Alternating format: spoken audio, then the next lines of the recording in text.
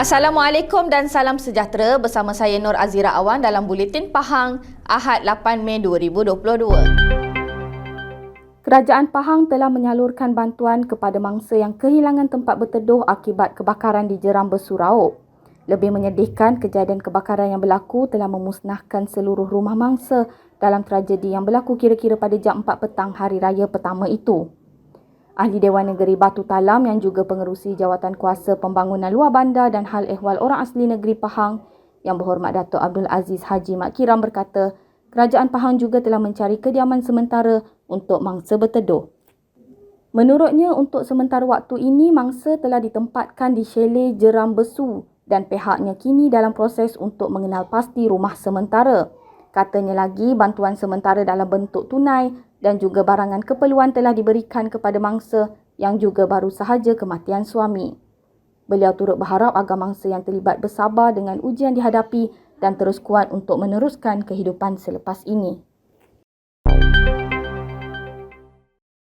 Orang ramai diminta peka dengan keadaan laluan FT 218 Seksyen 27.30 melibatkan Jalan Lama Bentong Raub yang telah ditutup kepada semua jenis kenderaan bermula pukul 2 petang semalam.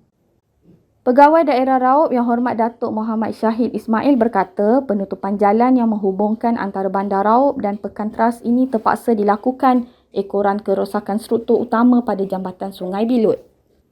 Menurutnya, kerja-kerja membaik pulih dijalankan bermula semalam sehingga satu tempoh yang akan dimaklumkan pihak Jabatan Kerja Raya JKR Daerah Raub nanti. Katanya lagi, penutupan jalan tersebut adalah perlu bagi menjamin keselamatan dan keselesaan pengguna jalan raya pada masa hadapan.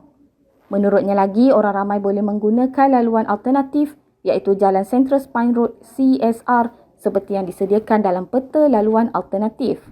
Orang ramai diminta patuhi papan tanda dan arahan yang telah disediakan dan sebarang pertanyaan boleh menghubungi JKR Daerah Raub di talian 09 355 4040.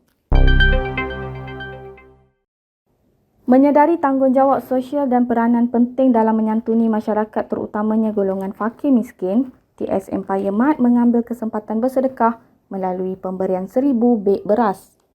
Sumbangan ini diberi kepada penerima di sekitar daerah Pekan melalui penyerahan yang dilakukan oleh Pengarah Urusan Tengku Syah Resources Yang Mulia Tengku Syahrizal Tengku Jamaluddin kepada Ahli Dewan Negeri Peramujaya Yang Berhormat Datuk Seri Haji Sheikh Muhammad Fauzi, Syekh Ali dan penolong pegawai daerah di Pejabat Daerah dan Tanah Pekan, Encik Syahri Anwar Mahmud. Yang Mulia Tengku Syahrizal berkata, ia merupakan sumbangan yang dilakukan setiap tahun bagi meringankan beban golongan yang memerlukan.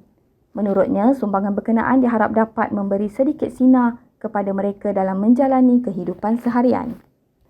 Katanya lagi, tanggungjawab sebagai umat Islam yang sempurna bukan sahaja terletak kepada amal ibadat yang dilakukan tetapi harus bersama-sama memikul tanggungjawab menjaga kebajikan saudara sesama Islam tanpa mengira pangkat dan darjat.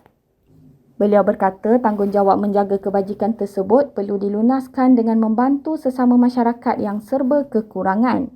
Menurutnya lagi, golongan fakir miskin, ibu tunggal, warga emas dan orang kurang upaya perlu diberi perhatian dan dibantu sekadar yang mampu bagi memberi peluang kepada mereka meneruskan kehidupan dengan lebih baik.